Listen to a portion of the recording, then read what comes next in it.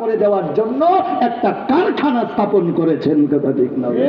এটা গুনাহ মাফের মাহফিল, গুনাহ মাফের মজলিস। এখানে যারা মনে করেন যে আমার জীবনে গুনাহ হয়েছে, ক্ষমা করাইতে হবে, তাদের জন্য এই মজলিস।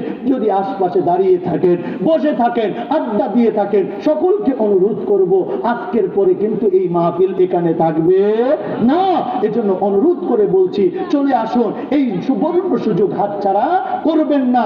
আপনাদেরকে বলি, রাসূল সাল্লাল্লাহু আলাইহি ওয়াসাল্লাম এইভাবে আলোচনা করতেছিলেন, কুরআন এবং হাদিসের আলোচনা করতেছিলেন। এমন সময় দেখা গেছে তিনজন ব্যক্তি মজলিসের শেষ প্রান্তে আইসা দাঁড়াইছে।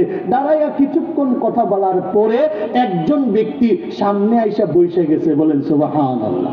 একজন ব্যক্তি সামনে আইসা বসছে, এর কিছুক্ষণ পর আরেকজন বসে গেল, এর কিছুক্ষণ পর দেখা গেল আরেকজন ব্যক্তি মুখ ফিরাইয়া চলে গেছে এই মাহফিল থেকে।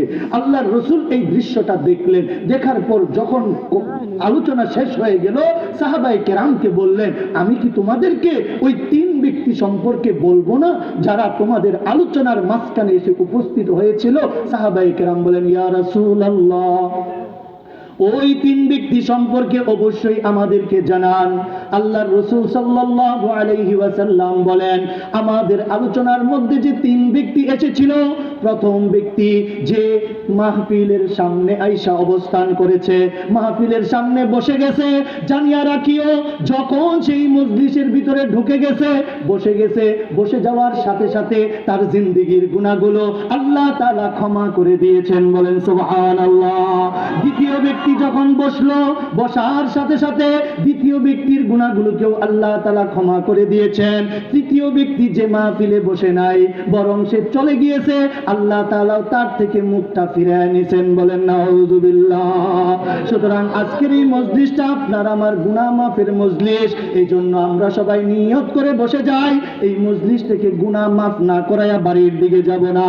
হতে পারে আপনার আমার জিন্দেগীর শেষ মজলিস, আরেকটা মজলিস পাবো, আমাদের গুনাহগুলো ক্ষমা করাইবো, এর কিন্তু কোনো গ্যারান্টি নাই। এজন্য আজকের মজলিসটাকে জীবনের শেষ মজলিস মনে করে আমরা বসে যাই। হতে পারে আজকের এই মজলিসের উসিলায় আপনার ডানের গুনাহ, বামের গুনাহ, ইচ্ছায় গুনাহ, অনিচ্ছায় গুনাহ, আলোতে গুনাহ, অন্ধকারে গুনাহ, প্রকাশ্যে গুনাহ, কত গুনাহই না আমরা করছি। চোখ বন্ধ করলেই দেখা যায় গুনার গুনাহ, গুনার গুনাহ, গুনার গুনাহ। গুনাহ ছাড়া আমাদের জিন্দেগিতে আর কিছুই নাই। রাস্তায় হাঁটতে গেলেও গুনাহ হয়ে যায়, বাড়িতে বসে থাকলেও গুনাহ হয়ে যায়। আল্লাহু আকবার। গুনার দুনিয়া, গুনার দুনিয়া। এমন অবস্থা হয়ে গেছে, গুনার কাজ করতে আমাদের আনন্দ লাগে, গুনার কাজ করতে এখন মজা লাগে, গুনার কাজ করতে মানুষ উৎসাহ পায়, আর নেকের কাজগুলো করতে ভালো লাগে না, নেকের কাজগুলোতে অংশগ্রহণ করতে আমাদের মন চায় না। কথা ঠিক না বেঠিক? এর কারণ কি? আমার আগের আলোচক আলোচনা করেছেন, এই দুনিয়ার মধ্যে সবচাইতে দামি সম্পদ হলো ঈমান। আমাদের ঈমান লোপ পাওয়া গেছে, ঈমান আমরা হারায়া ফেলতেছি। আজকে ঈমান